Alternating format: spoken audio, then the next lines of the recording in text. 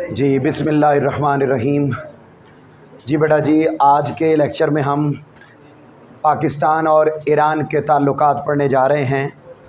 आपको याद होगा पिछले लेक्चर में हमने पाकिस्तान और भारत के ताल्लुकात पढ़े और आज हम पाकिस्तान और ईरान के ताल्लुकात पढ़ने जा रहे हैं। मैंने आपको लास्ट टाइम भी बताया था कि इस चैप्टर में से जो लॉन्ग क्वेश्चन भी आ जाए तो आपने हर लॉन्ग क्वेश्चन से पहले कुछ कॉमन इजाफी हेडिंग्स लिखनी हैं। वो कॉमन इजाफी हेडिंग्स क्या हैं बेटे, मैं दोबारा रिपीट कर रहा हूँ। सबसे पहले तो आपने जब आपको ये लॉन्ग आ जाए या कोई भी लॉन्ग क्वेश्चन आ जाए तो आपने बेटे बोलिए ज़रा, सबसे पहले क्या लिखना है? खारजा पॉलिसी की तारीफ़, डेफिनेशन ऑफ फॉरेन पॉलिसी। ये फॉरेन पॉलिसी की डेफिनेशन जो आपकी बुक में मौजूद है। उसके बाद बेटे आपने हेडिंग लिखनी है खारजा पॉलिसी के मकासद, ऑब्जेक्टिव्स ऑफ फॉरेन पॉलिसी। इसमें आपने वो बेटे सिर्फ 4 हेडिंग्स जो बुक में लिखी हुई हैं वो 4 हेडिंग्स लिखनी है, उसकी एक्सप्लेनेशन नहीं लिखनी। इस लॉन्ग क्वेश्चन को अटेम्प्ट करते हुए अलग से वो एक लॉन्ग क्वेश्चन है। उसके बाद अब आपने आ जाना है बेटे पाकिस्तान और ईरान रिलेशंस में। तो बड़े ध्यान से मेरी बात को समझो। पाकिस्तान और ईरान के ताल्लुकात में बेटा आपको जहाँ से ये टॉपिक शुरू हो रहा है अपनी बुक पर, तो आपको एक अगले पेज पर एक बॉक्स बना हुआ नज़र आएगा, ब्लू बॉक्स बना हुआ नज़र आया। इस बॉक्स में जो कुछ लिखा हुआ है ये वाली हेडिंग इस लॉन्ग क्वेश्चन को अटेम्प्ट करते हुए आपकी पहली हेडिंग होगी और आपने हेडिंग देनी है ईरान का तारुफ, introduction of Iran, introduction of Iran. ये बॉक्स वाली बात ये आपकी पहली हेडिंग होगी इस लॉन्ग क्वेश्चन को अटेम्प्ट करते हुए। अगरचे वो बाद में लिखी हुई है लेकिन आपने इसको पहले नंबर पर लिखना है। और बेटे इसके अंदर क्या बताया गया है कि ईरान का मज़हब कौन सा है? हाँ, तेज़ी से बोलते जाएं। ईरान का मज़हब क्या है? इस्लाम। अच्छा, यहाँ की कौमी ज़ुबान फ़ारसी, पर्शियन। यहाँ की करेंसी को क्या कहते हैं? ईरानी रियाल।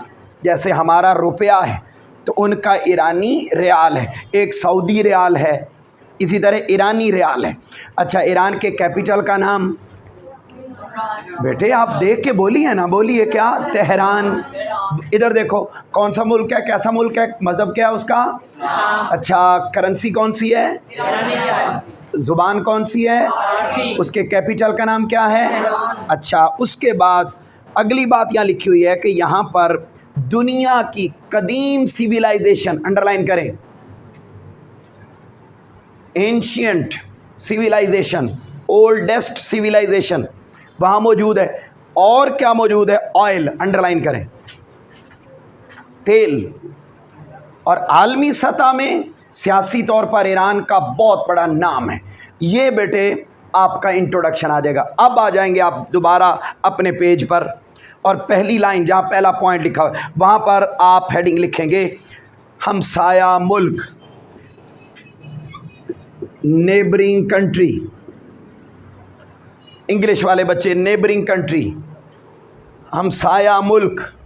काका पार्टी ईरान पाकिस्तान का हमसाया मुल्क, अंडरलाइन करें। एमसीक्यूज, पाकिस्तान बनने के बाद सबसे पहले जिस मुल्क ने पाकिस्तान को तस्लीम किया उसका नाम ईरान, अंडरलाइन, उसका नाम ईरान।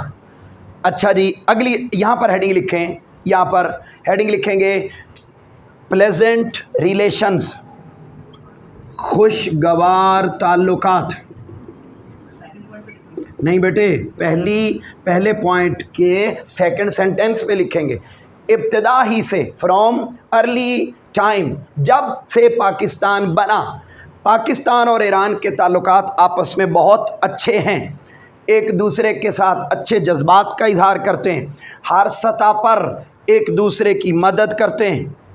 लिखा हुआ है बैनुल अक़वामी सतह पर एक दूसरे के साथ तामुन करते हैं। यहाँ पर आप हेडिंग लिखेंगे बाहमी मुआहदात। अभी पहले पॉइंट पर हेडिंग लिखवा रहा हूँ, म्यूचुअल एग्रीमेंट्स। इंग्लिश वाले बच्चे, म्यूचुअल एग्रीमेंट्स, बाहमी मुआहदात, ये बेटा दोनों ममालिक आपस में मुख्तलिफ फील्ड्स में एग्रीमेंट्स भी करते हैं, कभी इकोनॉमिक फील्ड में, कभी डिफेंस फील्ड में, कभी एजुकेशन फील्ड में, कभी हेल्थ फील्ड में, आपस में ये एग्रीमेंट्स भी करते हैं। फिर बेटा ये देखो ये कितने एग्रीमेंट्स करते हैं। जब से पाकिस्तान बना ईरान तब से पाकिस्तान को इकोनॉमिकली बहुत ज़्यादा सपोर्ट कर रहा है। बोलो क्या कर रहा है? इकोनॉमिकली बहुत ज़्यादा सपोर्ट कर। ये बेटे आपने पहले पॉइंट पर ये आपकी 3 हेडिंग बन गई और ये उससे पहले इंट्रोडक्शन आ गया। अब आ जाए अगले पॉइंट पर, और अगले पॉइंट पर काका पार्टी आपने हेडिंग लिखनी है RCD का क़याम, इस्टेब्लिशमेंट ऑफ RCD का क़याम। अच्छा ये बात मेरी तवज्जो से सुनो, ये शॉर्ट क्वेश्चन है, आपसे पूछा जाएगा RCD से क्या मुराद है। तो बेटा इंग्लिश वाले बच्चे RCD mean regional cooperation for development, short question. और उर्दू वाले उनसे पूछा जाएगा RCD से क्या मुराद है। तो आपने क्या बताना है? RCD का मतलब है इलाकाई ताउन बराए तरक्की। ऊंचा बोलो। ये शॉर्ट क्वेश्चन है, RCD से क्या मुराद है? अच्छा अब इधर देखो, मुझे देखो, इधर शाबाश, ताकि आपको देखने का सवाब हो और आपके नाम अमाल में नेक और अच्छी बातें भी लिखी जाए। वैसे भी मुहर्रम चल रहा है तो ज़रा सुनो मेरा पुत्र, बड़े ध्यान से ये बात को समझे, बाद में बुक की तरफ देखेंगे। 1964 में, ये डेट लिखी हुई नहीं है बुक में, मैं आपको बता रहा हूँ, 1964 में ईरान, तुर्की और पाकिस्तान, इन 3 मुल्कों ने मिलकर अपने इकोनॉमिक प्रॉब्लम्स को सॉल्व करने के लिए अपने मुआशी, नंबर 2 डिफेंसिव आर्मी, बेटा इकोनॉमिक और डिफेंसिव इश्यूज़ को सॉल्व करने के लिए इन 3 मुल्कों ने मिलकर 1964 में एक तंजीम बनाई जिसका नाम क्या रखा? RCD। चूँकि ये 3 मुल्कों ने मिलकर बनाई है, काके ध्यान रखिएगा जो मैंने बात बताई है उसके मुताबिक। तो बात क्या हो रही थी? 3 मुल्कों ने मिलकर मेरे बेटो एक मुआहदा किया और एक तंजीम बनाई। चूँकि उस तंजीम में 3 मुल्क हैं, लिहाजा उस तंजीम की वजह से भी पाकिस्तान और ईरान के ताल्लुकात आपस में बहुत शाबाश शाबाश शाबाश कैसे हैं? अच्छे हैं और खुशगवार हैं। और ये दोनों मुल्क इस तंजीम की वजह से भी आपस में इस फील्ड में भी और इस फील्ड में भी एक दूसरे के साथ कोऑपरेट करते रहते हैं। अगले पॉइंट पर आ जाओ, अगले पेज पर, और वहाँ लिखो बेटा जुल्फ़िकार अली भुट्टो का दौर। जुल्फ़िकार अली भुट्टो का दौर, एरा ऑफ जुल्फ़िकार अली भुट्टो। जी मेरे पुत्रों, आप जानते हैं जुल्फ़िकार अली भुट्टो के दौर में वो हुई थी 1971 की वॉर।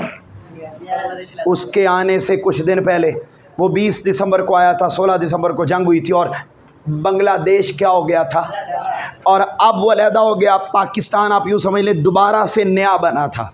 उस वक्त पाकिस्तान को बहुत ज़्यादा मदद की ज़रूरत थी और दोनों ममालिक आपस में उस वक्त भी इनके ताल्लुकात बहुत अच्छे हुए, और जो हमारे इंडिया के साथ मसाइल थे उनको सॉल्व करने, और फिर जब हमारा दायां बाजू कट गया, बांग्लादेश हमारा दायां बाजू था और हमारा दायां बाजू कट गया और हम टुंडे हो गए। ठीक है जी, क्या हो गए? हमारा बाजू ही नहीं रहा। अच्छा जब ना, तो उस वक्त अब जिस बंदे का हाथ कट जाए, बाजू कट जाए तो उसको मदद की ज़रूरत। तो उस वक्त बेटे फिर जुल्फ़िकार अली भुट्टो थे और उन्होंने मेरा पुत्र बहुत ज़्यादा मदद की। किसकी बेटा? पाकिस्तान की। ठीक है जी, और पाकिस्तान की बहुत ज़्यादा मदद की। और मेरा पुत्र ये देख लीजिए 1971 की जो पाक भारत जंग हुई थी उसके असरात, तो ये ईरान था जिसने बेटा पाकिस्तान की मदद की और एक दूसरे के मसाइल को हल किया। अगले पॉइंट पर आ जाओ और वहाँ लिखो ब्लेसिंग प्लेसेस, मुक़द्दस मुकामात,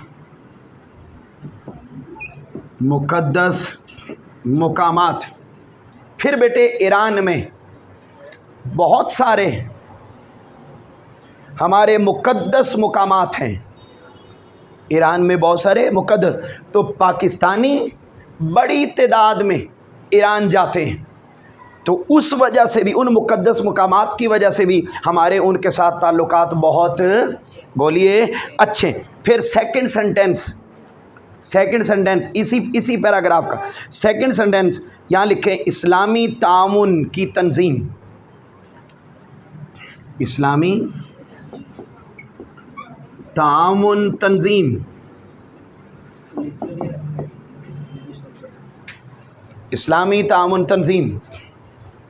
अच्छा, जैसे बेटे पाकिस्तान, तुर्की और ईरान के दरमियान एक तंजीम है, उसका क्या नाम है? बोलो, आरसीडी।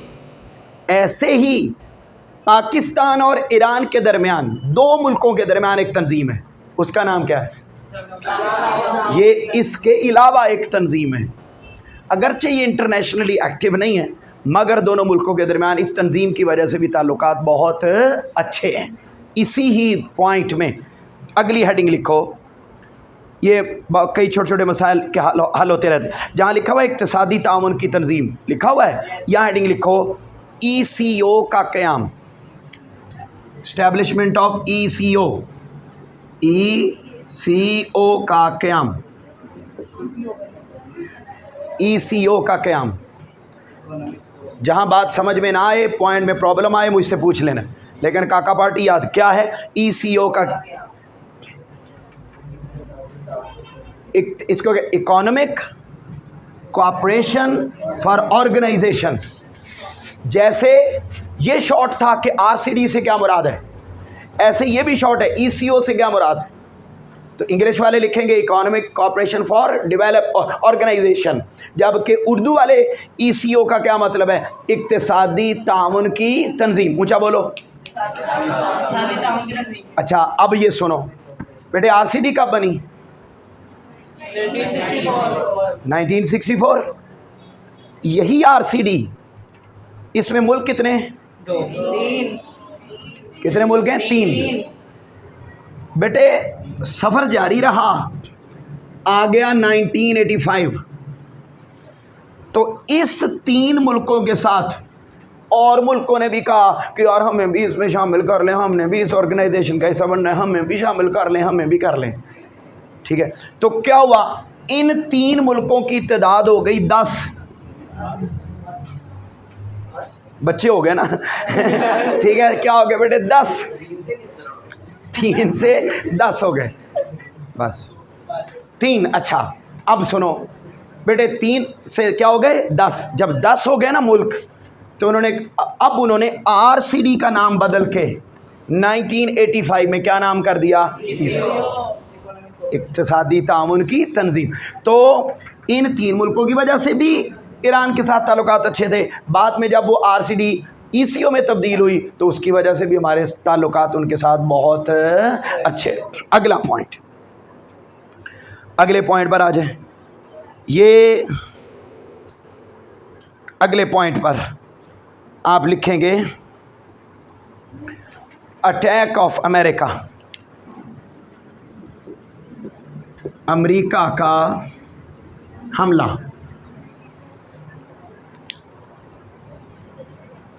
अच्छा, ये बड़ी सादा सी बात को ख़त्म कर रहे हैं, लेक्चर हमारा एंडिंग पॉइंट पर पहुंच गया है। बेटे अमेरिका ईरान को अच्छा नहीं समझता। अमेरिका ने इराक पर हमला किया 1990 में, जबकि इराक का साथ ईरान ने दिया, तो हमने किसको सपोर्ट किया? ईरान को। और वो आज के दिन तक अमेरिका ईरान को तंग करता है, तो हम वाज़े तौर पर किसके साथ रहते हैं? ईरान के साथ रहते हैं। और यही वजह है कि हमारे उनके साथ ताल्लुकात बहुत ज़्यादा अच्छे हैं। लो मेरा पुत्र, यहाँ आपने सिर्फ 2-3 हेडिंग लिखनी है इजाफी। लिखो मेरा पुत्र, पहली जल्दी से आप हेडिंग लिखेंगे, लियाकत अली ख़ान का दौरा। Liaquat Ali Khan visited to Iran.